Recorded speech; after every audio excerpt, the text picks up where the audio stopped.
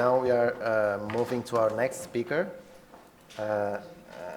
So our next talk is entitled Frame of Mind, the Genres of Sexualized Advertising Influencing an 8-Year-Old Self-Perception by Paige, Coote and Catarina Lelis. I believe it's online, this presentation. Hello.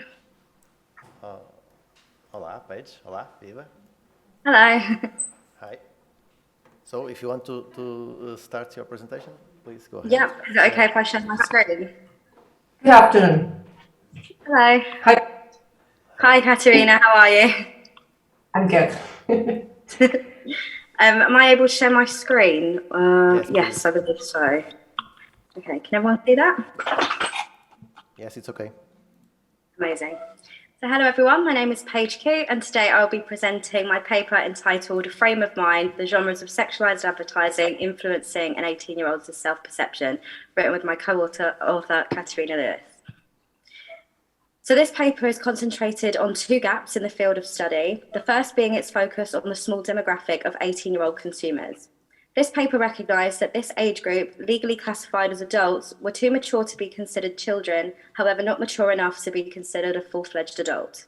In recognising this, the research wanted to explore how sexualised advertising could influence a self-perception at this susceptible age. Which brings me to the next second focus for the paper. This was the in-depth categorisation approach to sexualised advertising that this paper applied. This explored sexualized advertising through genres, a term typically applied to film.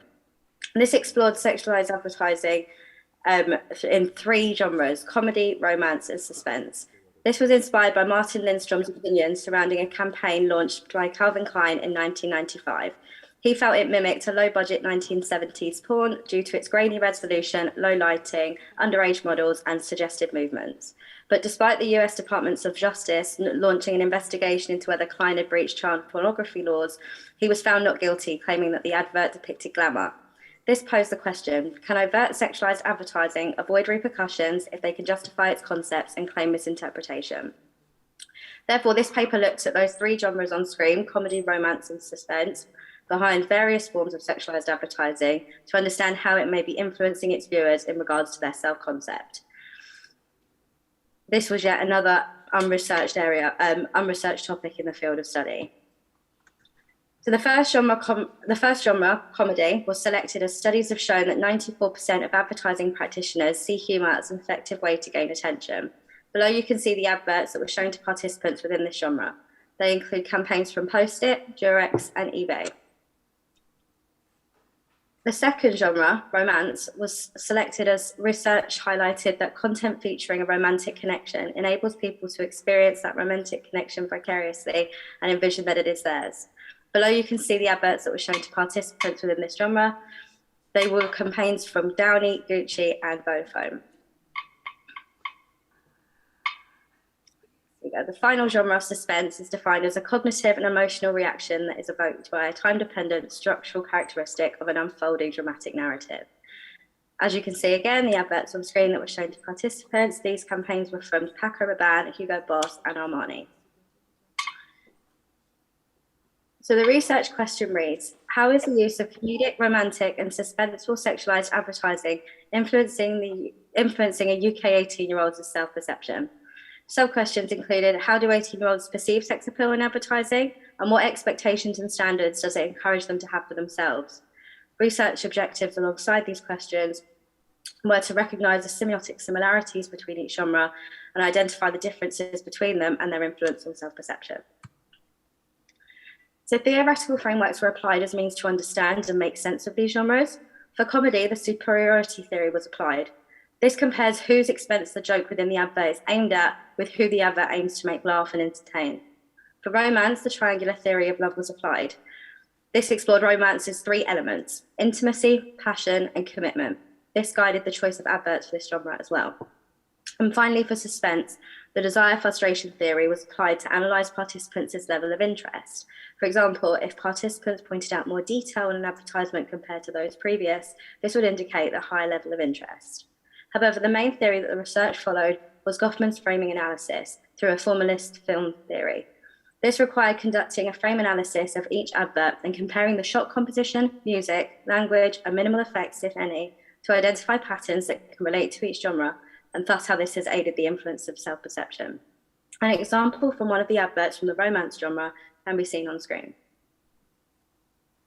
The research was carried out using an interpretive epistemology, inductive approach following a qualitative content, and a framing analysis methodology. Using a snowballing technique and an equal number of London-based males and females, equaling to a total of 6, were invited to observe a show reel of all 9 advertisements before engaging in an in-depth one-to-one semi-structured interview conducted using video conferencing. Projection techniques were applied within questioning to allow participants to open up. Following this, a keyword analysis was also utilised to help analyse the patterns among this demographic and to recognise the patterns on their self-perception, the influence on their self-perception. An example of this can be seen on screen. The main findings were firstly organised exclusively to genre. Within the comedy genre, it was identified that when humour related to the notion of children and procreation, ads were perceived more positively by women. Implementing relatable humour aided positive perceptions. Making jokes at a woman's expense enforced stereotypical gender roles, and jokes related to sexual performance encouraged insecurity and low self-esteem. Within the romance genre, it was identified that relevance to the brand before pursuing a sexualized concept was crucial to avoiding negative interpretations. The use of celebrities encouraged a decrease in self-esteem due to negative social comparisons, and more relatable actors over the age of 20 should be encouraged as they aid the perception of the advert to appear more realistic, opposed to younger couples who the participants were perceived as fickle. Within the suspense genre, it was identified that nudity should be avoided if aiming to empower the subject, as this objectified female participants. Implementing point of view shots increases consumer interest and aided positive interpretations, and settings should be luxurious and shown through a wide shot composition, as this also encouraged positive interpretation. A week after conducting the interviews, participants were contacted again and asked what 3 adverts they could recall and therefore most prominent in their mind. As you can see on screen, Paco Rabanne's advert within the suspense genre was recalled the most.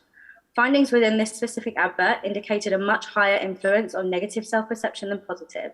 Therefore, the original need for research was instantly confirmed, as this suggests that harmful interpretations are more memorable than those adverts with positive influence. And this was further confirmed as the Post-it notes advertisement received the most negative response in regards to participants' self-perception within the comedy genre, yet still scored higher than the others on recall.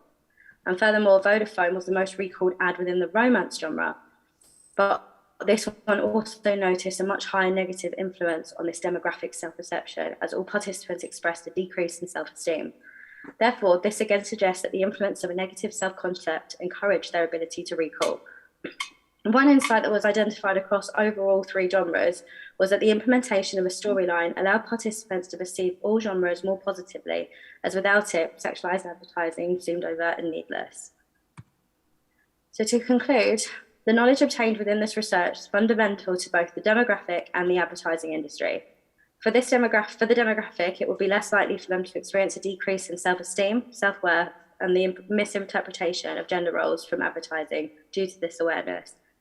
For the advertising industry, it would light the way for creatives in regards to how to avoid harmful and negative influences for current and future generations.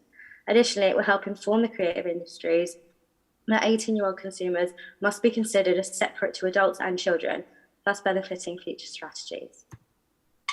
Here are the references used today. Thank you for listening, and I welcome any questions. Thank you, Paige.